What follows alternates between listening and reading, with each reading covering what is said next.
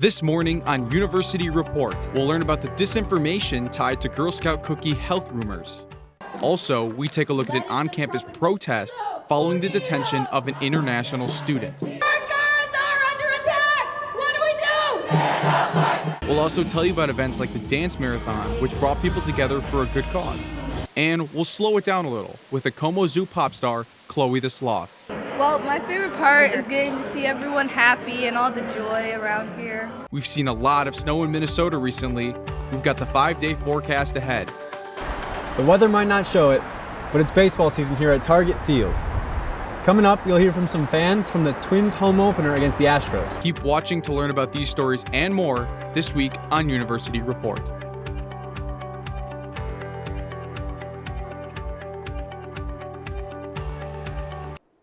Good morning, and thank you for joining us today. I'm Mary Kate Fenstermaker. And I'm Eitan Schoenberg. Let's get going.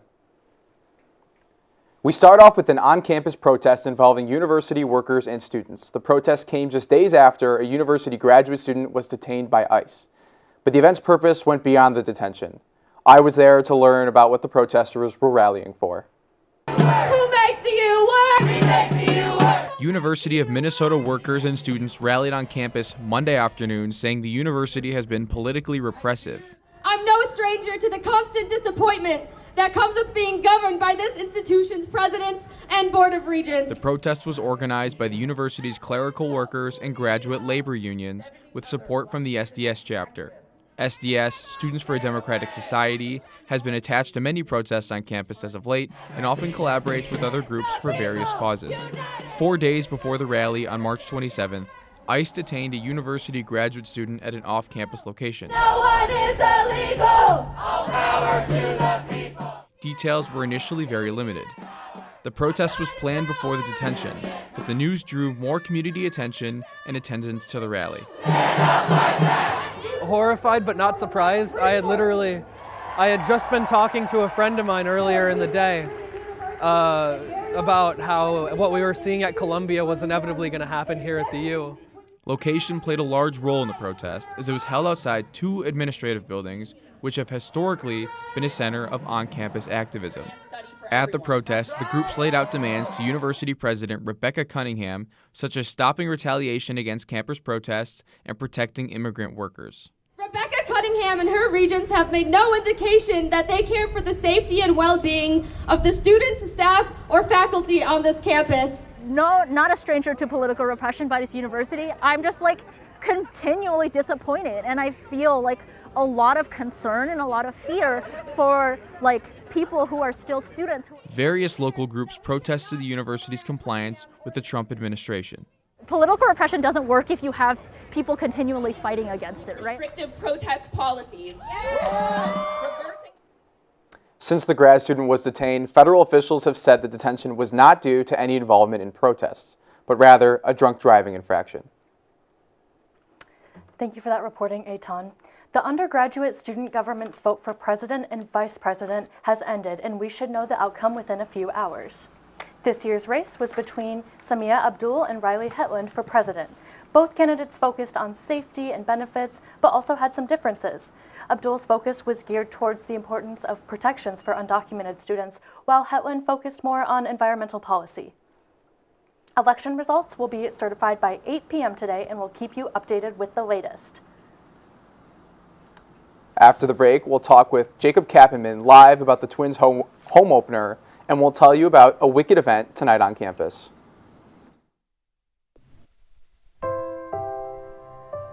Because it was there.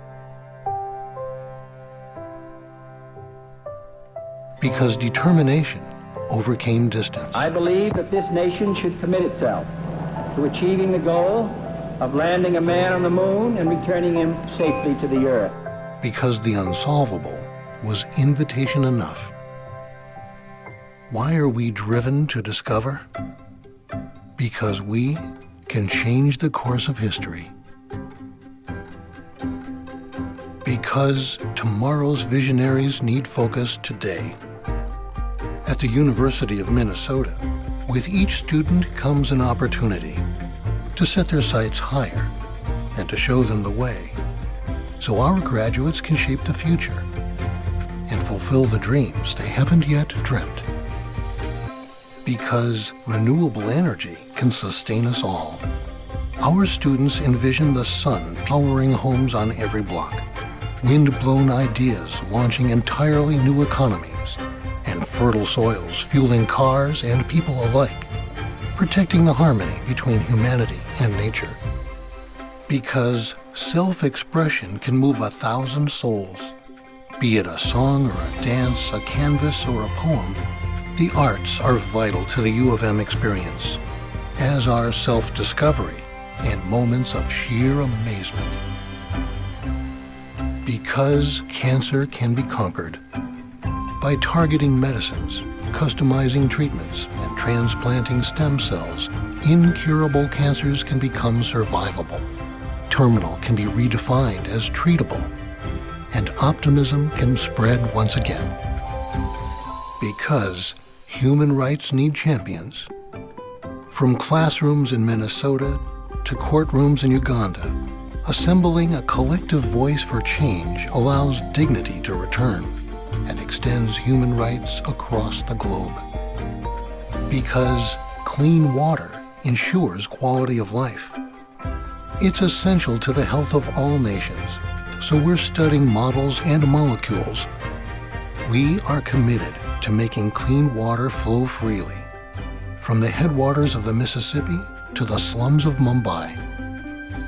We share the belief that anything is possible, because at the University of Minnesota, discoveries unfold, breakthroughs happen, and history is forever changed.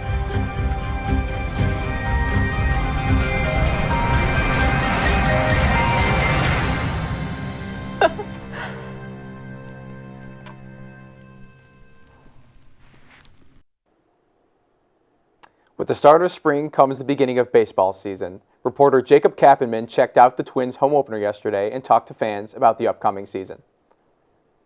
Jacob joins us now from Siebert Field here on campus to talk more about the start of baseball season. Hey, Jacob. Hey, Ton. The weather, you wouldn't have guessed it by the weather earlier this week, but it's spring, so that means baseball season. The Minnesota Gophers started last weekend with a home opener against the Iowa Hawkeyes, which they lost last week. Yeah, but they're off to a rough start with a 11-14 record, which notably had a loss against Kansas, where they lost 29-1. The Twins are also have off to a rough start, with 4 losses in their first 6, with 2 wins back recently against the White Sox. They had their home opener yesterday, so I thought I'd check it out. Here's what some fans had to say. But yeah, it's that energy. It's a new season. There's more optimism. It's exciting. Yeah, pretty hyped. We'll see how it goes. I'm hoping for fun. That's it. Home run. The Minnesota Twins are off to a slow start after losing 4 of their first 6 games. But that didn't stop over 36,000 people from attending the Twins' home opener against the Houston Astros yesterday. It's early, so never know what's going to happen. But it's good just to be out and see everybody back in the stadium and walking around and the music's going and everything's feeling pretty good. Before the game, fans gave predictions on how the Twins' season would go. Hopefully better Plus than the first 85 6 wins, games. probably. Yeah. That's what I'm guessing.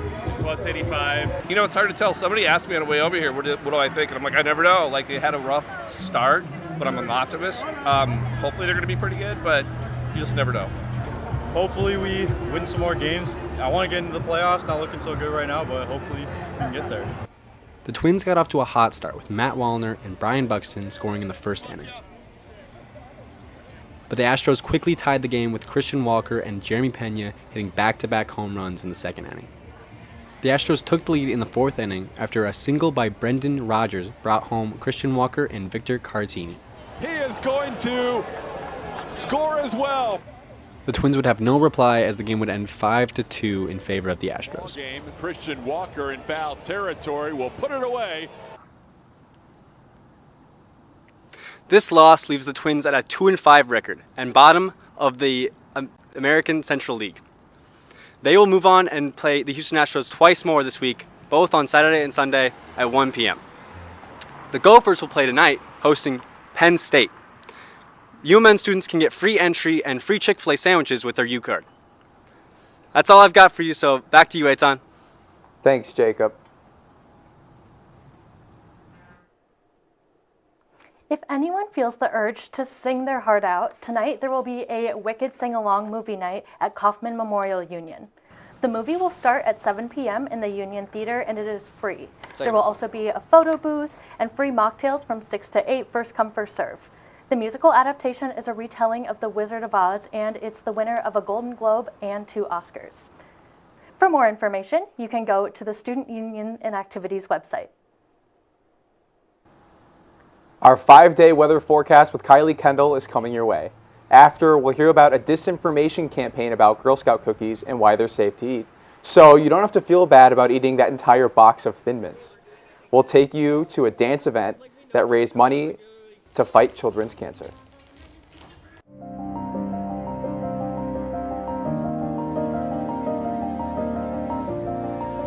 We're all about water in Minnesota.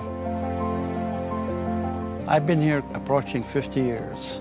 Originally, the biggest problem we had is the algae bloom from the sewage in the lake. And now we got the zebra mussels, and that's been a major negative. Zebra mussels are an aquatic invasive species. They impact the food webs within lakes, which impact fish populations, growth, occurrence, and especially in Minnesota, where so much of our recreation is lake-based, that impacts those local businesses, different tourism around the state.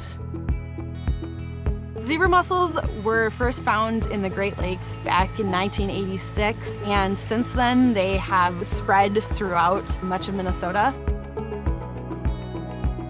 People love clear water, but that's not necessarily good. That means that conditions are different for the plants, for the fish, for everything in the lake. This project out on Lake Minnetonka is looking at a copper-based product called EarthTech QZ. We are hoping that this will give us ideally some solutions for controlling zebra mussel populations. This project is largely a partnership between the University of Minnesota, specifically MACER, the Minnesota Aquatic Invasive Species Research Center, and the U.S. Geological Survey. It is very much a team effort. Even the marina owner that has graciously allowed us to use their area for staging our equipment and supplies. So without the cooperation of all those different partners, it would be impossible to do a study of this nature.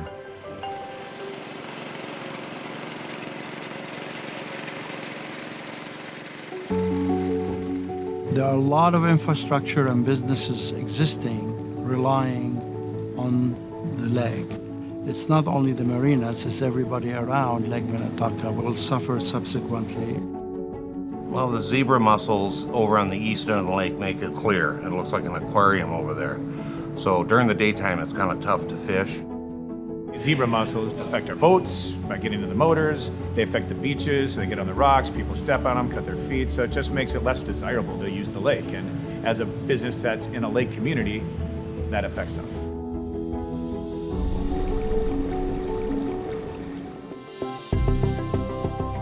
This project is specific to Lake Minnetonka, but we're hoping that this type of treatment will be able to be repeated on different lakes.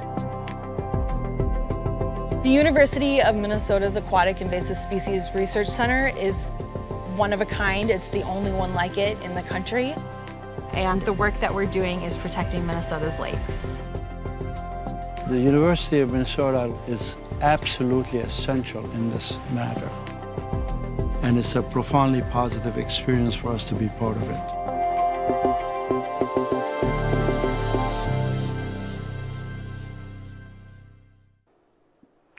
For the start of this April, I expected a warmer welcome, but this last week, it's been a mix of snow, sleet, and unexpected sun. Remember the snow from just a few days ago? It got messier at midweek, but it looks like things are warming up. Kylie Kendall is here today with our 5-day forecast. Kylie, is it going to be spring or winter this weekend? Well, MK, despite the April showers this week, I think it's back to a tame spring for the next couple of days.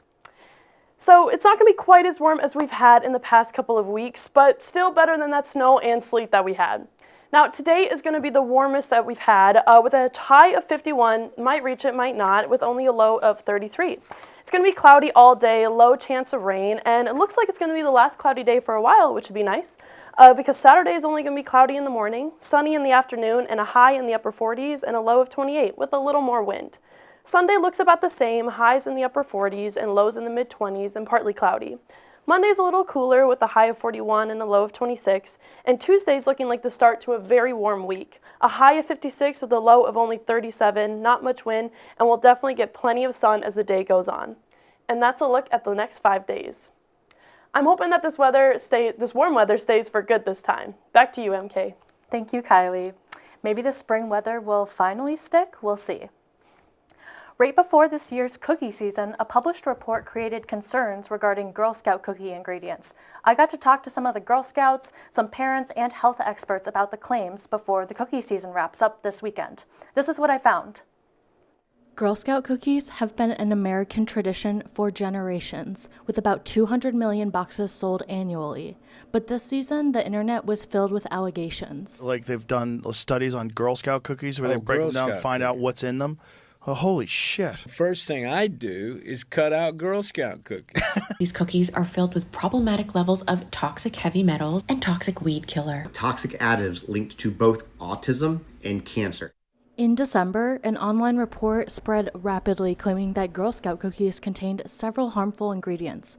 Food safety experts and the Girl Scouts have since challenged these findings. That was a group that was coming at Girl Scouts saying that we have bad metal. Some troops reported mixed reactions from customers when cookie season began.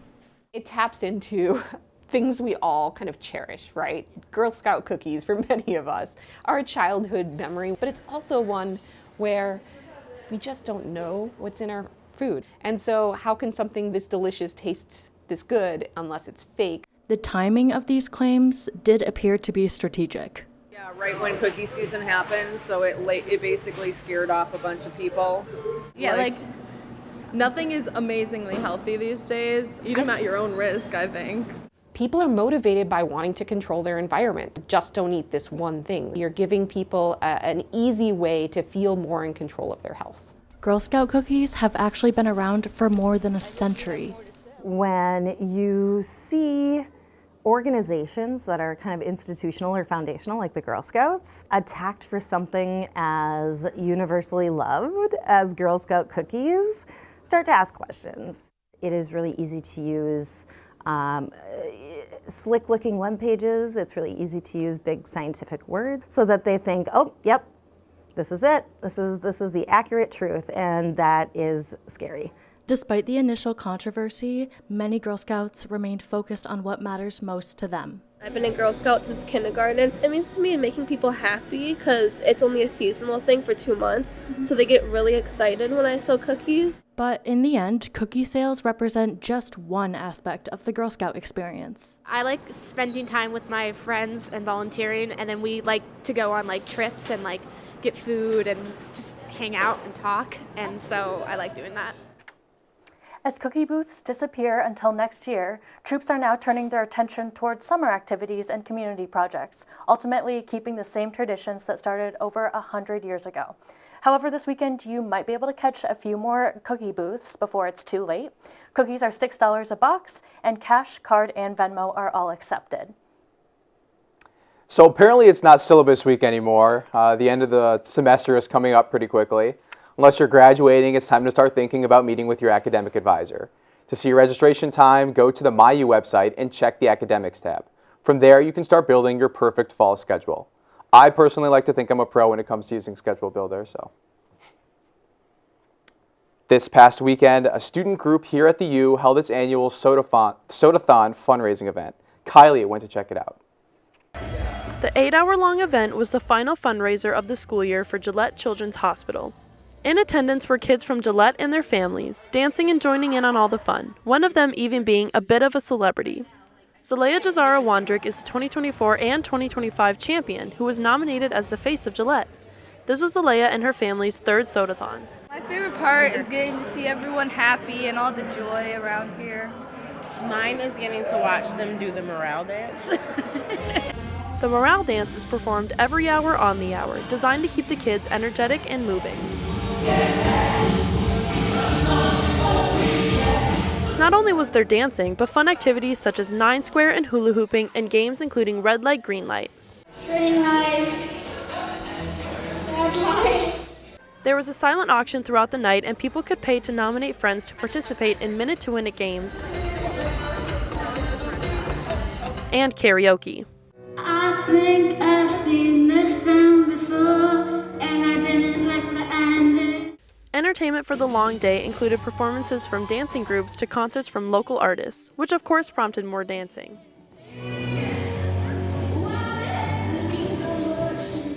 President Brenna McClary reminds everyone what the event is truly about. It's literally just spending time with a bunch of random people who want to raise money and awareness for children who are getting care at Gillette Children. The night ended with the big reveal, Dance Marathon raising over $10,000 throughout the year, and a group favorite, the Pie in the Face.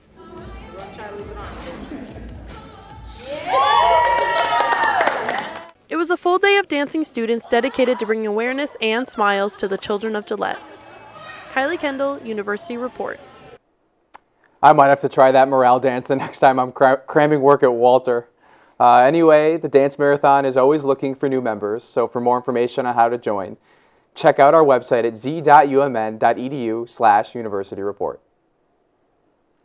Coming up, what will it mean for Minnesota state government workers to return to the office half of the time? And finally, Katrina Bailey will introduce us to the adorable Como Zoo star, Chloe the Sloth.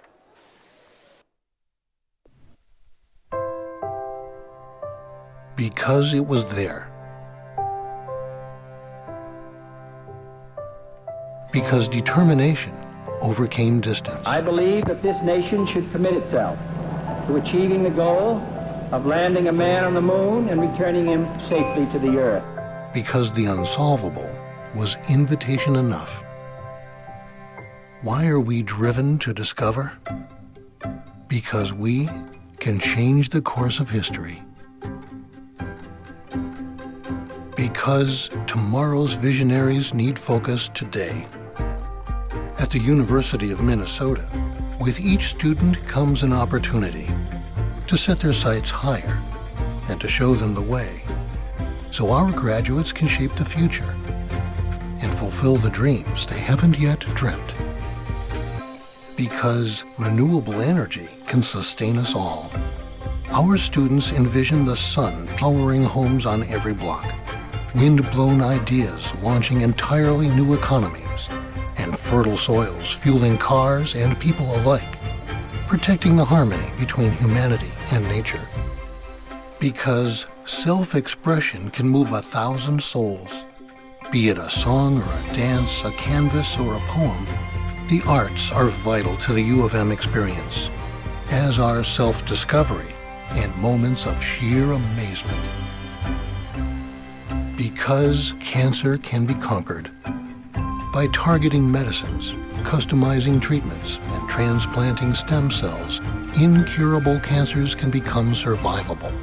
Terminal can be redefined as treatable, and optimism can spread once again. Because human rights need champions. From classrooms in Minnesota to courtrooms in Uganda, assembling a collective voice for change allows dignity to return and extends human rights across the globe. Because clean water ensures quality of life. It's essential to the health of all nations, so we're studying models and molecules. We are committed to making clean water flow freely, from the headwaters of the Mississippi to the slums of Mumbai. We share the belief that anything is possible, because at the University of Minnesota, discoveries unfold, breakthroughs happen, and history is forever changed.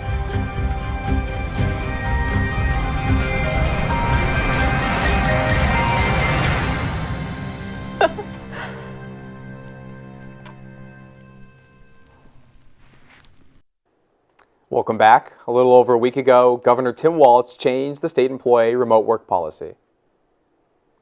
This policy will require state employees to come in for at least half of their workdays starting this summer. Walz says it can boost workplace energy and bring business back into downtown St. Paul. On the other hand, though, opponents of the plan say they didn't get enough notice of this policy change. Sloths have appeared recently in Super Bowl commercials and movies and social media. They're basically international celebrities. What is it about these slow-moving mammals that put them on the fast track? Katrina Bailey takes us to Como Zoo and Conservatory, where a local sloth celebrity lives. Sloths have been showing up in commercials, movies, and books in recent years. Flash, flash, 100-yard dash. Buddy, it's nice to see you. Nice to see you, too. However, Como Zoo and Conservatory in St. Paul has long had such a celebrity.